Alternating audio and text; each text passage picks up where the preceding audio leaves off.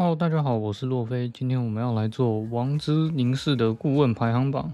那废话不多，我们就直接开始吧。那这个排行榜呢，除了是依照强度来排行之外，我也会依照高威胁等级的标准，还有游戏整体升级的进度，来为他们做一个强度的排法。那这些都是个人的想法。如果哪里有错，或者是你心目中很强，但是排行比较低的顾问，也欢迎在底下留言告诉我哦。第一个会计在开局的时候获得100个变质，你把它放到 B 里面呢，我觉得100块是100块啊。如果你的第一个商店足够，就是你很幸运的话，可以拿到很多强力的神器，或者是好的建筑升级的话，那其实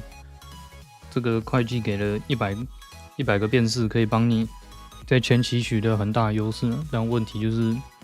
这个商店是全部随机的，而且它也不能刷新啊。所以说，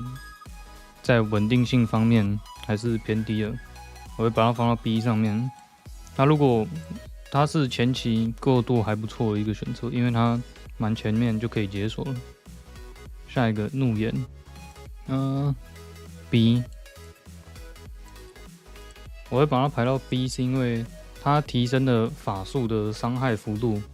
还不错，50%法术伤害增伤。但是如果你不是玩秘法之主的话，它就会有个问题，就是你整局下来你不会知道你会用多少法术，有时候一整局下来，可能甚至连10个法术都用不到，那它的强度就很尴尬了。而且有些法术也是吃不到伤害增幅了，像是驱逐啊，或者是砍树技能之类的。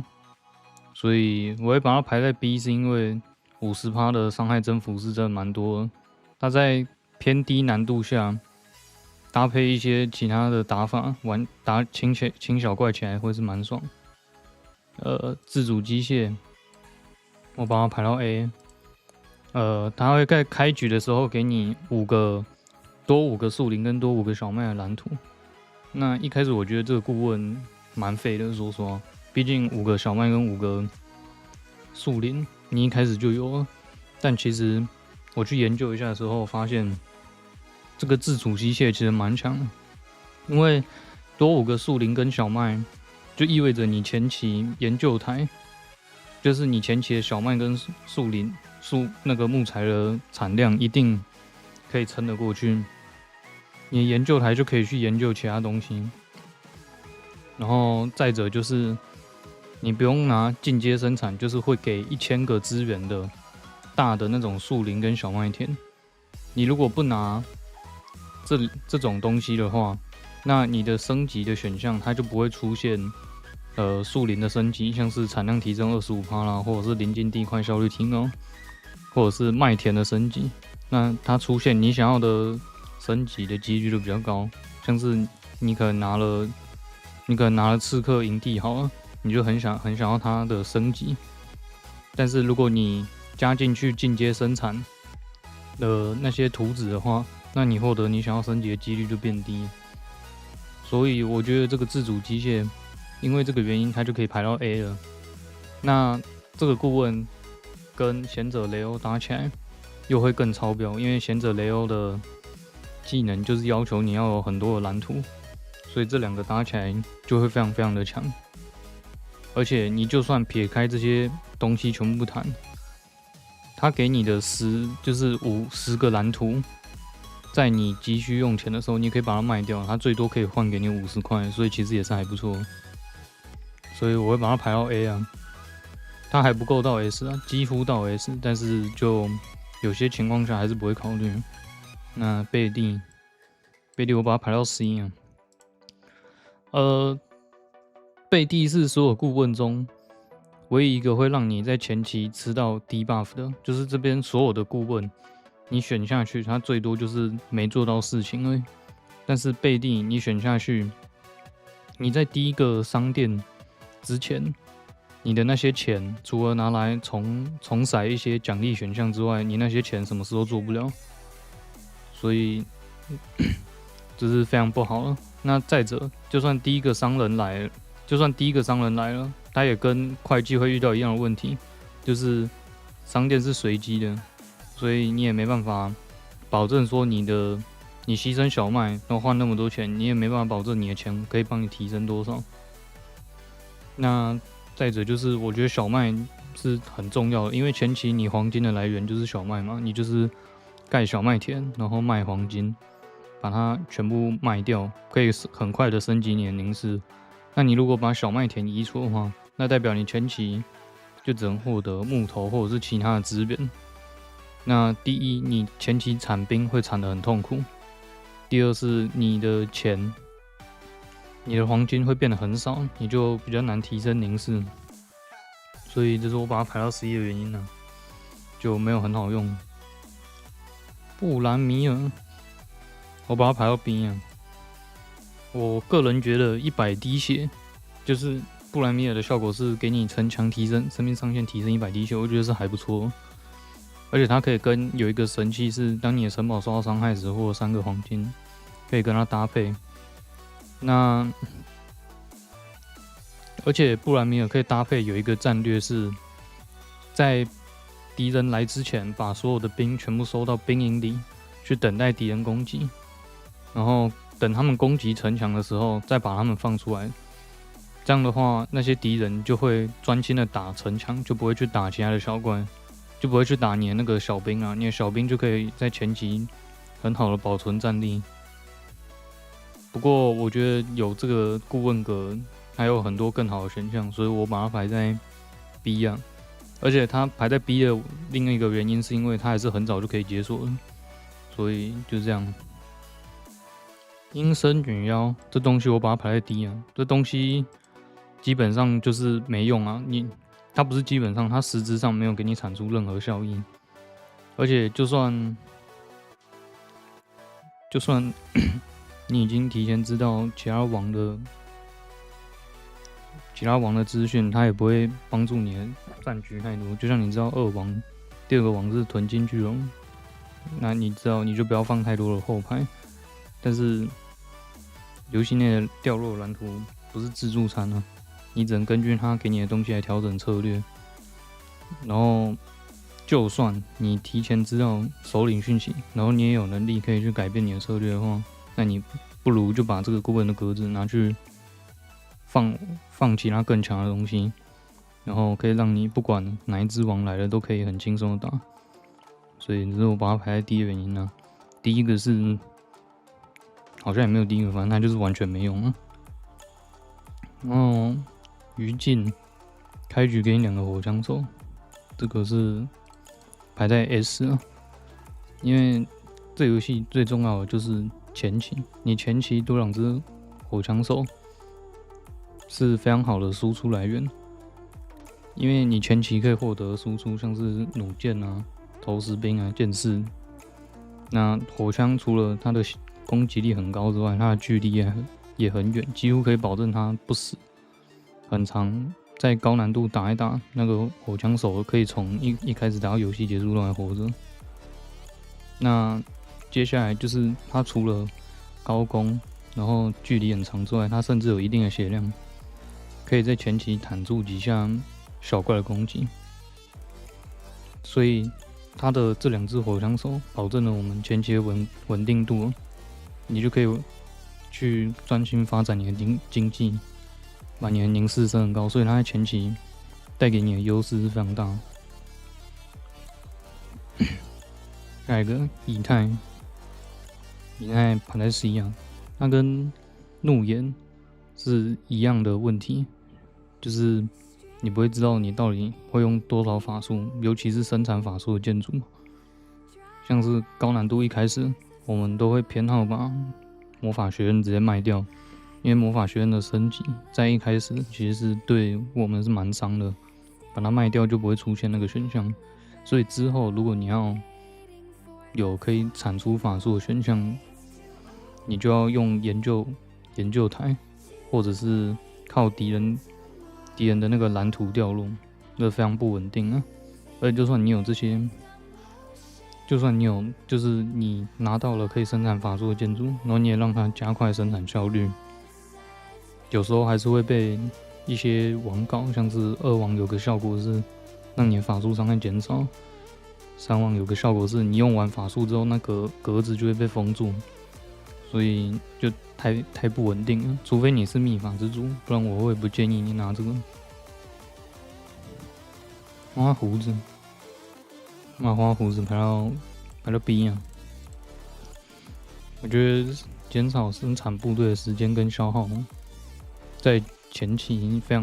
常好，它很适合打人海战术。就是你可以打弩箭，或者是投石兵当后排，然后民兵剑士那种当前排，就是血量高，攻击又高，人又很多了。但是这种部队的问题就是它一次的损失都不小，所以你每次造兵就会造很多只。那这个时候减少生产的成本跟加快生产的速度就变得很重要，而且这种打法也是对前期也是比较直觉，而且这个顾问也是比较偏前期就可以拿到，所以我觉得把它排到 B 是完全可以的。那菲利克斯我把它排到 S， 那我相信应该也不用讲，开局获得一个神器有多么强，而且这个神器跟游戏内不一样，是3选1的，它不是游戏内2选1啊。那3选1的情况下，有很多神器都有很强的经济效果，像是如果你选到获得250个面粉，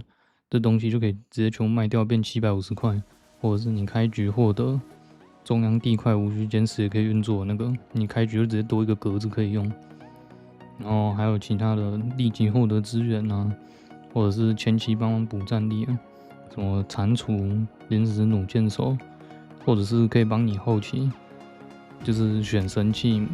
有一些特殊组合，像是临时单位消失重新召唤，然后骑兵回血、勇士攻击运券之类的。总而言之，就是这个开局获得一件神器的效益实在是太大了，而且你开局可以获得一件神器的话，你还可以就是去重刷到一个你想要的开局，你想要的理想的开局再开始玩，你会玩的比较舒服。好，下一个狗腿子也是 S 啊，它是每波会多给你10块钱，它就是背地，但是给比较少钱，然后可是你还是可以保有小麦。那这个也没什么好说，它整局下来提供了340块钱，每波商人之间会多50块，这个量可以直接买一个建筑升级或者是几乎一个神器，会提供更多的灵活性。那它会在 S 的原因，就主要就是因为它真的给的太多，你多了这些钱，你搞不好还可以拿去买蓝图或者是资源，就可以让你玩得很舒服。总而言之，就是他在不牺牲小麦的前提下，给你一样更多的钱，所以这是为什么他会这么超模的原因。然后石巨人我把它排在 C 啊。照理来说，建筑成本节省的效果应该会非常厉害才对，但是问题就是它给的太少了。它的效果是建筑成本减10%，你前期的小麦田不会因为多省了2滴水就让你变得过得很爽。那就算你有后期的建筑，像是精灵之泉啊、九头蛇池塘或者是大法师学院，那种可以帮你省很多资源或珍贵资源呢，有这个顾问格，我一样只会选其他更强的，像是稳定前期啊，或者是可以给我更多资源的选项，拿来滚雪球滚比较快，也不是用这个建筑减少4%，真的太少了。哦，古斯塔夫，我觉得可以放在 B 的最前端了，对所有建筑加快都是非常泛用，而且非常强烈的效果，但可惜它给的就真的比较少了，5%是真的比较有点没感觉。但会把它排在 B 的最前面的第一个原因，就是因为它是你解锁议会栏位之后，它就直接免费给你，所以你可以从前面用到后面，你从游戏一开始就可以用。那第二个就是它的泛用性比较高，你玩什么 build 只要带上这个，你就可以过得比较舒服一点。下一个雅各我会把它丢在D啊。那为什么？因为大家都知道商店最重要的东西，第一个是神器，第二个是建筑升级跟部队训练，第三个才是蓝图，那第四个是资本。那他给的打折刚好在2个比较不太重要的东西上面，而且就算我买了，假设说我买了5个40块的蓝图，那他多给我40块。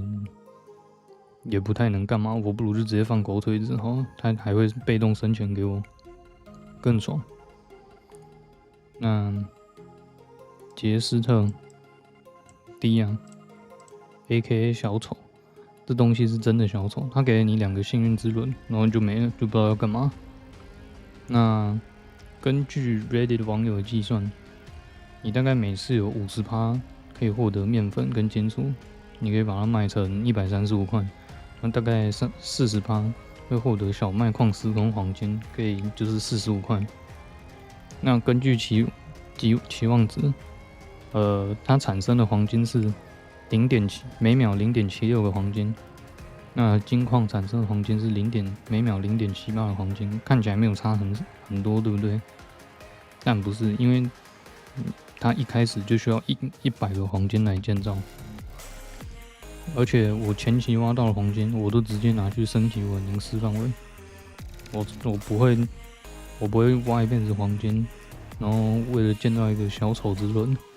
然后就在那边等100秒，让他给我水晶、葡萄跟水，然后什么时候做不成，我才不会这样。总而言之，这东西就是真的没用。那会把它排的比阴森女妖前面，是因为它至少还会给你一点东西，至少还会给你2个蓝图。那阴森女妖是真的没用。然后朱利安我把它排在这里 B 啊，它可以让你花20个木头，然后短暂获得爆发性的生产加成。那这东西效果其实蛮强力的，但问题是它需要手动去点，然后我很常忘记，所以我觉得这是一个扣分项。那冷却也没有很短，然后也要消耗木头。重点是它在你的凝视很小的时候，它体现出的价值会被大打折扣，所以我觉得它就是只能落在 B 啊，还不错，但是有更好的选择。那这个莱安娜，我把它排在 B 啊。那照理来讲，前期获得3个民兵跟1个超级民兵是一个非常不错的战力，但第一个问题是它占用太多单位，在你没有稳定输出的时候，就如果你没有放余烬，或者是你有个稳定的输出，你放4个坦克在前面好像没什么用。那就算你有了输出，这些坦克的本质还是让他们不如火枪手，因为坦克到最后还是会死掉。他死了之后就没办法继续提供价值，不像火枪手，他可能从头到尾都是活着的状态，所以他很可惜，只能被排在 B 啊。管理员，我会把管理员也排在 B 啊。提升2个单位上限，不管是用哪个国王或哪个打法，都是个不错的提升啊。但是问题就是2个真的太少了。那对于人海战术的话，你后期很容易吃边际效应，你的提升就很小。那对于精锐，就是那种很少只，但是每个部队都很精锐的打法来讲，你的问题是要怎么搞出那些部队，而不是提升那些上限，让你叫更多。所以这是为什么它只能排在 B。蘑菇网，那把它排在 A。我只能说，3只临时的蘑菇战士真的太强了，在前期真的太强了。第一是他们非常非常弹，然后只要花50个水晶就可以造出3个非常非常弹的肉，搭配余烬给你的2个火枪手，基本上前期就可以直接扫过去。你如果运气好一点，可能还可以直接把1网打过。然后第二个原因是因为它召唤出的3个蘑菇，是因为它是临时单位，所以它不会占用单位的上限。然后第三就是这个东西，因为它是个技能嘛，不管它前期、中期、后期，你都可以去点它，随时可以召唤出3只。而且如果你有临时单位消失、重新召唤，或者是他们时间延长3倍的话，那这个东西会变得更强。所以这是为什么它会在 A 的原因呢？差一点就可以到 S， 说实话。炫爆，把它排在 B。炫爆它会给部队训练加强色还不错，特别像是如果你有英雄雕像，会一直持续给你产出部队训练的话，但问题是它的部队训练的量本来就比较少，你除了预言给的奖励，或者是事件给的奖励，还有商人跟英雄雕像之外，你基本上没什么方式可以获得它，所以基本上就是他给的东西不如我去放其他更强的顾问，让我去滚经济啊。而且部队训练也是很随机啊，他每次都喜欢给什么后排加血量那种没用的东西，只是说为什么他比较弱，只能排到 B 的原因。凤凰把它排在 D 啊。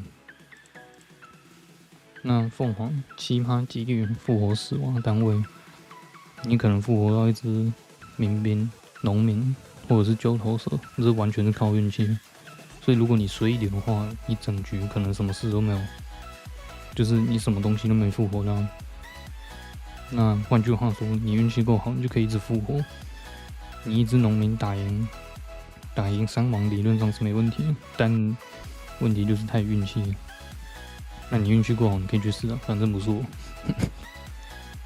知师者，我们把它排在C啊。知师者强化随机的地块是很强，尤其是他给的加成是好像30几%、35%，而不是2个蓝色的。2个蓝色只有20几%，但问题还是一样，它的随机性太大。你的地块上面开局会给2个蓝色，那2个蓝色的格子是会连在一起的，通常会连在一起。但是那个紫色就完全是随机的。最理想的情况就是2个蓝色的跟1个紫色的可以连得很近，但你就没办法控制它嘛，因为它是强化随机一个地块。如果有这个顾问格子的话，我不如去放其他让我稳定经济啊，然后我再用等一下我们要讲的索菲去研究更多的地块附魔器，把它强化出来，这样玩起来还比较爽。那我们要介绍这个索菲，肯定是 S 级啊。在研究台新增选项呢，可以强化你很多稳定性跟弹性，因为威胁石底下那些怪都很可怕，所以我不会丢太多的波次在预言里面，那就代表说我获得蓝图的管道比较少。这个时候我就可以用索菲去补足那些没有获得的蓝图，我就可以在研究桌上研究。而且如果前期你可以研究出了高级生产的话，像是铸铁厂或魔方，你就可以强化你的经济。然后等你的经济弄完之后，你可以再去研究兵种来强化你的部队，就让它成为一个增加稳定性跟弹性非常好的一个选项。所以我们才会把它放到 S 级。双胞胎我把它放到 D 级。它会给你一个基础建设的蓝图。那基础建设是干嘛？它就是花10个黄金丢下去，然后过了一段时间之后，你们可以再花资源把它变成能产1000个的树林、小麦、粘土矿或者是铁矿。那给一个基础建筑，不见得，说实话，不见得是一个好事。因为第一是因为这种东西要花10个黄金才能丢下来。高难度开局，你的负债是开局的负债150块，所以你不会拿到这个顾问的任何价值。接下来就是你把它丢下来之后，你要去看着它一段时间，然后再花一样的资源才能把它变成你想要的地块。我觉得就时间跟资源的投入来说，这很不值啊，因为这第一是花太多时间，你要先从负150赚到10，再把它丢下来。然后还要一直看着它，最后你就算成功了把它弄到那边，你还要花正常的资源才能把它变成进阶生产。而且我刚刚也讲过，你变成进阶生产之后，你的升级选项就会开始出现它升级选项，就会减少你看到你想要的升级的几率。所以这东西我觉得比较不好。不过它有个比较有趣的点，就是它可以跟贝蒂跟智慧树放在一起，那种会移除你生产小麦或木头的，因为基础建筑你还是可以把它变成它 ban 掉的资源的那种，就是地块，所以这是它比较酷的一个地方。但我个人还是比较不会用。独角兽低啊，这玩意就跟其他很多低级的东西一样，就是你丢上来，它其实实质上不会产生任何价值，从头到尾结束都不会。那它给你更多，就是它给你提供的就是更多的法术灵活度而已。你可以存一堆法术，但第一，你法术握在手上，它不会生利息。那第二就是6格法术其实已经非常充足，因为你在高难度下，你总会没办法避免一些很艰难的战斗，你就会把法术全部丢出去。那就算你能存一堆法术在手上好了，你6个法术丢不死的东西，你9个法术基本上也不太能帮你太多。下一个大聪明，我们丢到 A 啊。大聪明也是开局获得3个法术，那它也是3选1，它不是2选1，那也是可以帮你顺利的度过前期，让你拿更多的经济。不过我觉得大聪明它会排在 A 的最底部，是因为那个威胁死的那个怪的血量都太多，所以你很有可能那个法术丢出去，你以为它会死的，结果它都没有死。所以有时候大聪明会给你一些很烂的法术，就3个都给你没伤害了，你就玩不了游戏，还是存在一点随机性。不过总的来说，开局给你3个法术，这个大幅提高稳定性，还是很不错。好，接下来智慧树 C 啊，我个人觉得智慧树给神器其实非常强大，所以它10个砍树技能可以弥补了它一开始没给木头的缺陷，很好用。但高难度的情况下，它可能会显得比较乏力，因为敌人太过强大，比较少机会可以将预言放满来拿那个神器的价值，因为那个神器就是击杀敌人的时候获得资源嘛。就是你在高难度下，你不太可能放那么多敌人，你就拿不满那些价值。那接下来就是高难度上，你那个砍树也要变得比较谨慎，因为它如果召唤出那个小树精，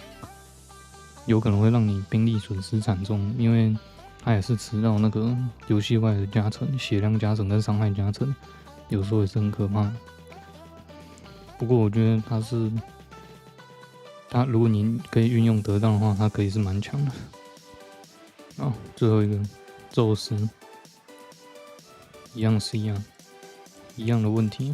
问就是随机性太强，不管它是前期还不错，它因为敌人通常比较少，但后期的时候它就会渐渐的发力，因为高难度情况下，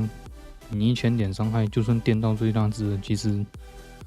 对你来讲搞不好也没有太多的帮助，有这格子不如放其他可以拉很多经济的来帮你快速滚雪球。那如果你会正确的排敌人的话，有灰烬加上2支火枪加上蘑菇，你可能可以比较轻松打过一网，但是他后期就会很乏力，因为第一就是敌人很多嘛，第二就是你电的东西是随机的，你就算可能你只放了2只，一只很强，一只很烂的，他可能还是电到那只很烂的，所以这就是为什么把它排在11的原因。